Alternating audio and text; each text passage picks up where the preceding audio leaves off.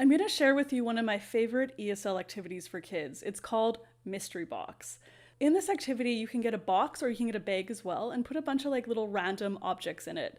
Maybe like an eraser, a key, a coin, just little small things that are kind of different from each other. One student can come up and they can reach their hand into the box. The key is that they can't see what's in the box. They can only feel what's in the box. So you might have to put a piece of paper, a little piece of cloth or something on the top, or a plastic bag on top. And they can feel something with their fingers and they can describe the shape, the size, the texture, and they can make a guess about what it is. So you can do this, like everyone can have a chance to put their hand in and touch something or take something out. You can do it all in one class, or you can have maybe like one or two students at the beginning of a class do it as kind of a nice warm-up activity.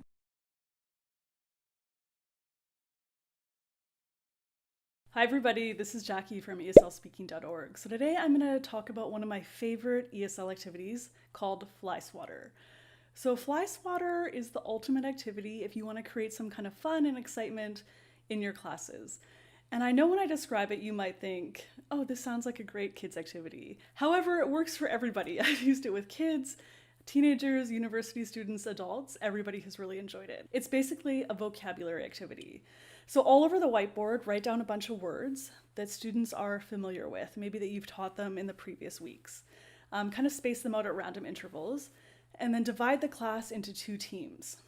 One student from each team comes up to the whiteboard, give them each a fly swatter, and then for absolute beginners, you could simply say the word Tuesday. The first student to slap their fly swatter on Tuesday gets a point for their team. And you can either erase the word and put a new word or just leave the word there. It's up to you, kind of depends on the level and then also how many vocabulary words you have. Higher level students, I often give hints. I would say something like, it's the day after Monday. First student to slap Tuesday gets a point. And then those students go sit down and then the next student on their team comes up to the board.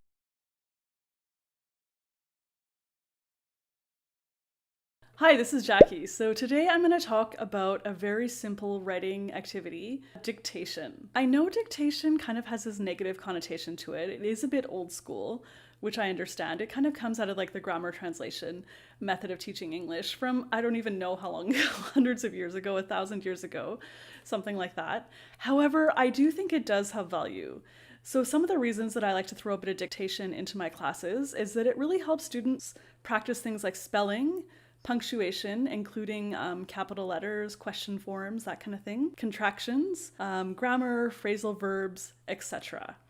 So if you have a purely communicative class and students are just talking to each other, they may not even know things like capital letters or punctuation in English. Of course, it's important. If they're writing a business email, students have to know this kind of stuff. So that's why I like to focus on these things once in a while. And dictation is a great way to do that. So the way it works is that students get out a notebook or a piece of paper, and then you can read out, for beginners, you can read out a single word, orange. And they spell orange in their notebooks. That's the very, very beginner. Higher level students, I would say a sentence. Today is Monday. And they have to write today is Monday in their notebooks, including a capital letter, a period, all the correct punctuation in that. And then the highest level is to say something like a question form. For example, what day is it today? Students write, what day is it today? Then at the end of the activity, they have to answer the question. Today is Tuesday. Or you could say the answer form. Today is Tuesday. They write down today is Tuesday. And then at the end of the activity, they have to come up with a question form.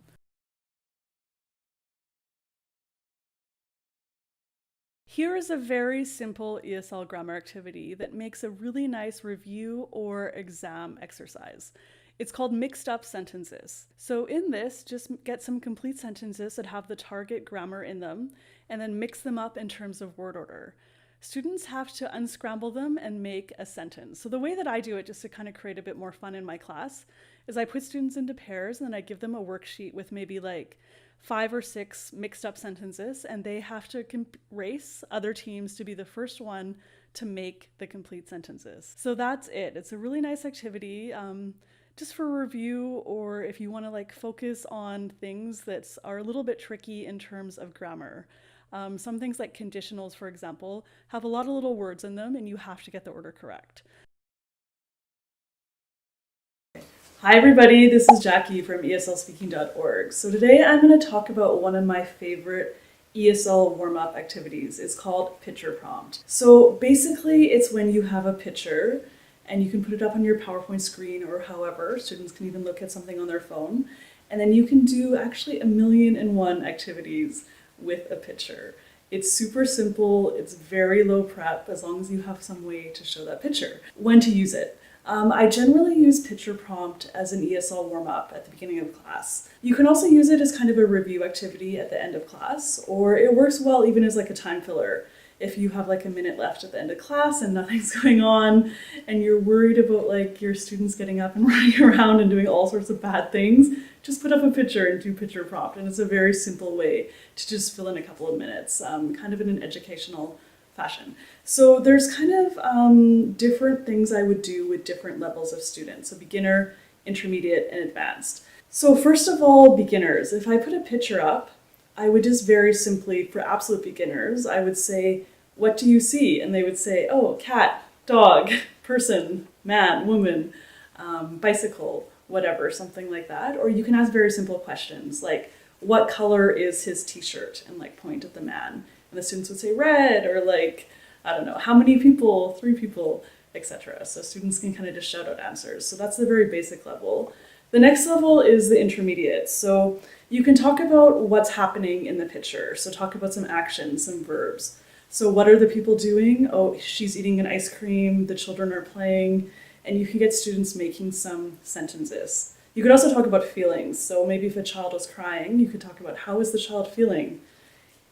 She's very sad, maybe because she dropped her ice cream or just whatever happened. So you can talk about things like that. So feelings and actions. And then finally, in the advanced version, these students can kind of do anything generally. So you can have your students see kind of an interesting and unusual picture, and they can maybe make a creative story about it. Or they could talk about some explanations about what happened. So maybe something seen like terror, like horror is happening, and you could say like, what happened? What happened in the picture? How did these people get to this situation? Or you could show a picture with some action and then get students to maybe predict about what's going to happen in the future. So if you're talking about the future tenses.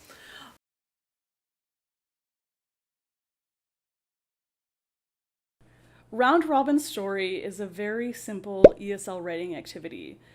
It's fun because it involves groups. So generally, writing is kind of a solo activity. That's why I like to try to make some kind of group or team writing activities just to kind of spice things up a little bit in my English classes. So Round Robin Story, each student has a piece of paper and a pen, and they start the story off with something. So it could be like a theme, or it could just be general, like leave it open, and they write one sentence. So there was a guy named Bob. And then everyone passes their paper, one to the left or to the right or in the circle or just however your classroom is set up. And then the next student adds a sentence. There was a guy named Bob. Bob went to the store yesterday. And then the students pass the paper along. And when this time is almost up, it depends how many sentences you want to add, depends on the level of the students and how much time you have for this activity. I'll generally say, okay, there's 2 more sentences left. Wrap up the story. So then they have to kind of like read the story and a little bit figure out how to end it. When all the stories are done and the time is up, I'll collect the stories and then I'll quickly read them out. Or you could have students just read the stories themselves. You could put them on the wall, something like that. Here are my top 5 tongue twisters, so please be kind, I will do my best. Number 1 is she sells seashells by the seashore. Easy enough if you say it slowly, but you can try saying it quickly. All right, number 2 is toy boat, try boat, toy boat. Number 3 is if a dog chews shoes, what shoes does he chew? I feel like I'm doing quite well in these, actually. All right, the number 4 tongue twister. How much wood could a woodchuck chuck if a woodchuck could chuck wood? And the last tongue twister that I have is sheep should sleep in a shed. Wow, I give myself 10 out of 10, but of course I was saying it quite slowly.